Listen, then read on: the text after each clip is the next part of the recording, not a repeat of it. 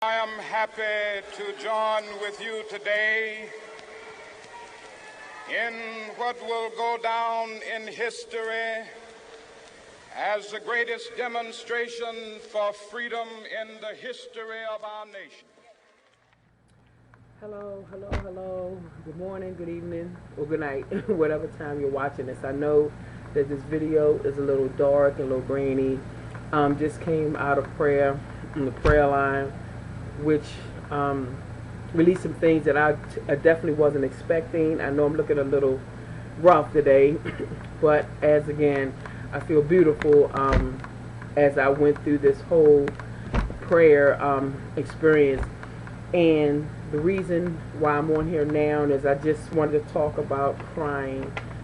A lot of times, many of us who are strong people, not just strong-willed, but just strong people, that they're there. We're always there for everyone else. No matter what happens, we're pressing through. But there comes a time when we have to show our weakness. We have to show that we're vulnerable. And the reason for that is a lot of times we don't get the help we are supposed to get, or we don't allow ourselves to get the help or retrieve the help or accept the help we're supposed to get. Is because we've been strong for so long and doing for other people so long that sometimes we feel guilty about it. We feel guilty about feeling weak or being seen as vulnerable or being in a broken place so that God can work on us. And a lot of times we may even go in hiding because of it. And I just wanted to say that we don't have to. All of us strong people out here, and I mean strong spiritually, strong-willed, strong mentally, strong physically, all of that stuff. I mean that well-rounded strength. There are times when we're not going to be as strong as we want to be, that we feel we should be. And for two reasons. One reason is because that's where the Lord needs to have us. He needs to have us in that place. Another reason is we give so much to other people that there's nothing left for ourselves and we need it. So we have to learn to be stingy and selfish sometimes for ourselves. And crying is one of those beautiful moments. Tears does so much. It's so much strength. It's so much enlightenment. It's so much understanding and crying and shedding those tears. Because when we shed those tears, we allow the real core of what's really going on to come to light. Because I can sit here and believe, okay, that I'm going in a way that God may not want me to go. Now everything is drying up, which actually happened to me. I was going in some direction of discipleship. I'm increasing my position in those directions. And all of a sudden, everything started drying up. And I mean, financially, everything started drying up. I mean, to the point where I wasn't able to get my car fixed. I wasn't even able to get gas for my car. Everything was just like tight. Bills. Everything is due. Everything is due. Everything is due. And I mean due like turn-offs. Everything. And I'm putting myself out there because I know someone else may be feeling this. And it might not be in the bill section. It could be far as trying to find a job. It could be dealing with a relationship. It could be dealing with discipleship. You know, all kinds of different things. But I say that as I got to the core of this and finally allowed myself to be totally broke down. And I realized the core of everything that I'm going through is because I feel like I don't know what direction to go in. I feel like I'm getting, and that's not complacent. I think I'm getting in a routine that no longer has the power that it should. And what I mean by that is in one area where I'm volunteering, some of the people that I'm volunteering with are doing things that shouldn't be done. And if I continue to be a part of that, then that makes me a part of that. So a lot of things have been going on, and I've been asking the Lord, even in that broken space, even letting them tears go, and as I'm crying and talking to God, I'm realizing other things that's bothering me, other things that I feel, and then I come out in this beautiful place at the end, and I'm feeling vulnerable. I feel like a kid, like 5 and under, but it's a beautiful feeling because I know the Lord heard me because of the peace and the innocence that I feel. And I had to ask the Lord forgiveness because I was involved in something during my discipleship the way I should, but it was in the midst of other things going on that shouldn't have been going on. So I had to ask the Lord to forgive me for not being more aggressive to stop it. And again, so don't be afraid to let the tears roll. Don't be nervous. Because even if I'm out in the open, if them tears come, I'll let it come. And then I'll talk about it later. But let me say this to us. When somebody is pouring out, and mainly when they are a strong person, they are naturally strong. When they're in that state of vulnerability, that state of weakness, that state of being broken down so the Lord can rebuild them back even better, please kill the cliches. Don't go there. One thing, and I can say for myself and a couple of people that I spoke to, is that some things we just don't want to hear in that state. We don't want to hear your breakthrough is just around the corner, as one person made mention to me that gets them. The enemy knows the blessing that's coming. That's why he's fighting you.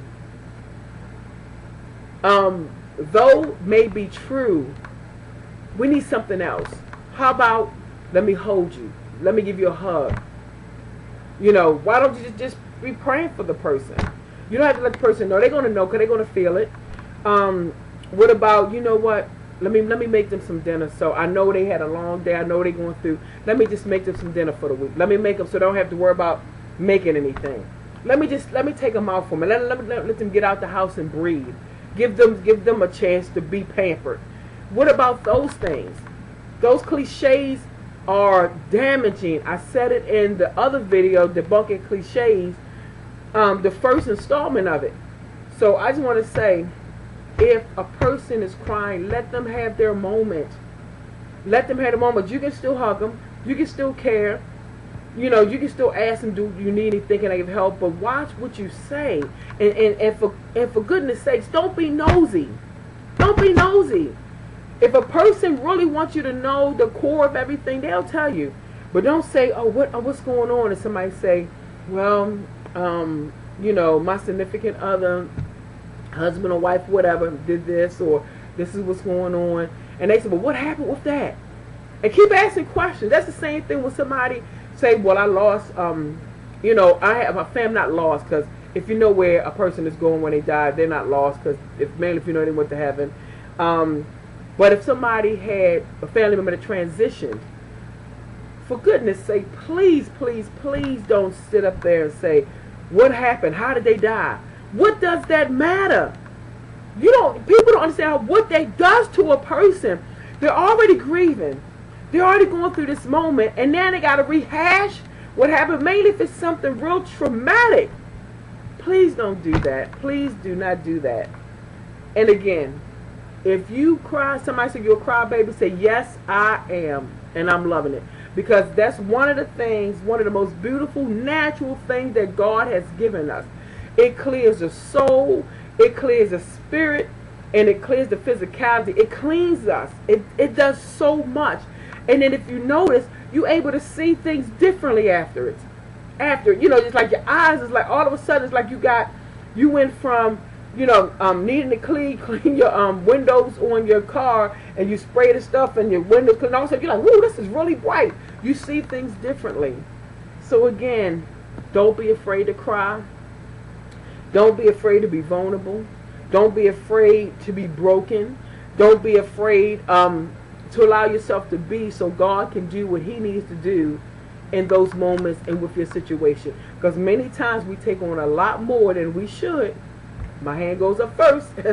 And so because of that, we have to get those times. And to all of you who look at people and say, oh, they so strong, they so this and this and that, trust and believe me when I tell you, we need hugs, even in our strength. We need encouragement, even in our strength. We need somebody, praying for us, even in our strength. Don't just pray for somebody when you feel like they're falling apart. Pray for when you see things are going well. Pray for them. Pray for each other. We need to do that. We need to pray for each other constantly. So anyway, I just wanted to say that, and why it was fresh on me. And one last thing is, when we allow ourselves to be vulnerable, God will move in a way. I've been seeing something for the last 2 weeks that's very powerful. And at the end of the prayer, the Lord showed me what He's been showing me over the last 2 weeks. And now here's the first installment of it. And I basically lost it. I spiritually lost it, physically lost it. Went into a shout, went into a praise, went into adoration, the whole nine. Because I was so overwhelmed. And everything started coming forth. Stuff that I've been holding because I didn't really know how to express it and say this to the people.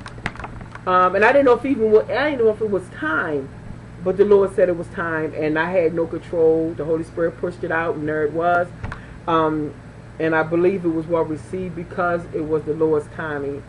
And I just cannot wait to see what He's going to do with the rest of it. So, in my tears and my bushy hair, I know it's probably sticking out all over the place because, when you get into that cool prayer, you get into it. Beauty, outer beauty is the last thing that you're thinking about. So again, I love you guys. Thanks for tuning in. And don't be afraid to shed those tears. Talk to God. Let Him hear you. Even if you don't know what to say. People say don't moan and groan and complain. But God does say in the Bible that when you're not able to speak, when you moan and groan, the Holy Spirit deciphers it, gives it to Jesus, and brings it to Him. So He understands it. He knows every word. So if all you got it... whatever it is, trust me when I tell you, He knows what it means. He understands it. Peaceful dreams, sweet awakenings. I'm doing this at night, but like I said, you might get in the morning. So I wish you a blessed morning, a blessed day. Enjoy your day. Take in that fresh air, and just realize that you're one of billions of His children that He felt worthy of another day. All right. Good night. Bye bye. Happy to join with you today in what will go down in history as the greatest demonstration for freedom in the history of our nation.